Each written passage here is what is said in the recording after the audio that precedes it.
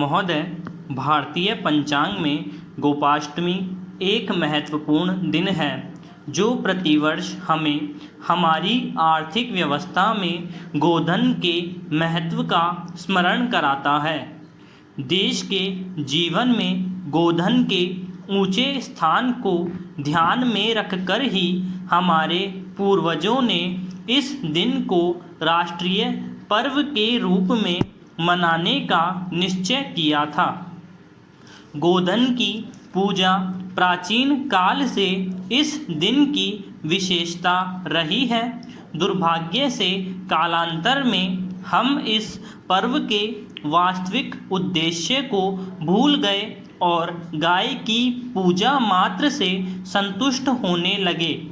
इस पर्व के महत्व के विषय में जनता को ठीक रूप से अवगत कराने और पशुपालन में जनसाधारण की रुचि पैदा करके के उद्देश्य से स्वाधीनता के बाद गोपाष्टमी को राष्ट्रव्यापी उत्सव के रूप में मनाने का निश्चय किया गया। 1950-51 के अनुमान के अनुसार गोधन के द्वारा राष्ट्र की आय 660 करोड़ रुपए थी। यही कारण है कि दूसरी पंचवर्षीय योजना के अंतर्गत रखे गए विकास कार्यक्रम में पशुपालन और नस्ल सुधार को इतना ऊंचा स्थान दिया गया है, जबकि पहली योजना में इस मद पर 22 करोड़ रुपए व्यय करने की व्यवस्था थी। दूसरी योजना में पशुपालन और दुग्धशाला आदि के लिए 56 करोड़ रुपए की राशि निर्धारित की गई है। यदि हम देहातों में रहने वाली देश की अधिकांश जनता को पूर्ण लाभ पहुंचाना चाहते हैं तो हमें पशुपालन और पशुओं के नस्ल सुधार के काम को अधिक महत्व देना पड़ेगा।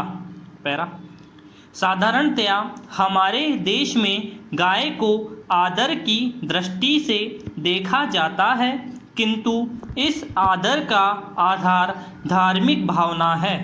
जीवन में गाय की व्यवहारिक उपादेयता नहीं, धार्मिक भावना से इसका संबंध जोड़ने में भी मुझे कोई हानि नहीं दिखाई देती, किंतु केवल इसी विचार से गो सेवा का व्रत लेना और व्यवहारिक उपयोगिता को कोई स्थान न देना गोपाष्टमी की प्राचीन परंपरा के लिए घातक है।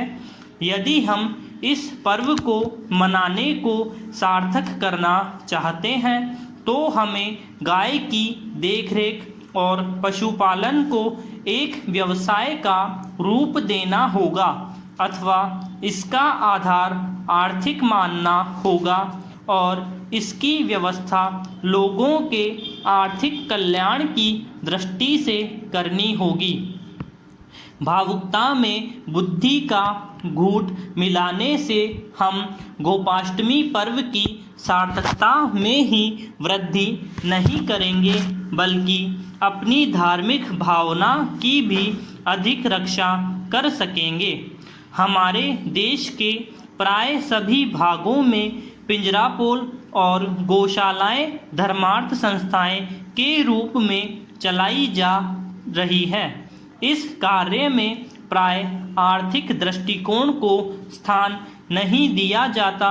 हमें इस कार्य प्रणाली को बदलना होगा और गाय तथा दूसरे घरेलू पशुओं की देखरेख आदि के लिए हम जो कुछ भी करते हैं उसका आधार आर्थिक बनाना होगा। मैं नहीं समझता कि यह काम किसी भी प्रकार से असंभव या कठिन है। हमें इसे वैज्ञानिक ढंग से करना होगा जिससे सभी चीज़ों का पूर्ण उपयोग हो सके और कोई भी चीज़ नष्ट या व्यर्थ न जाने पाए। गोधन से बहुत सी चीज़ें प्राप्त होती हैं।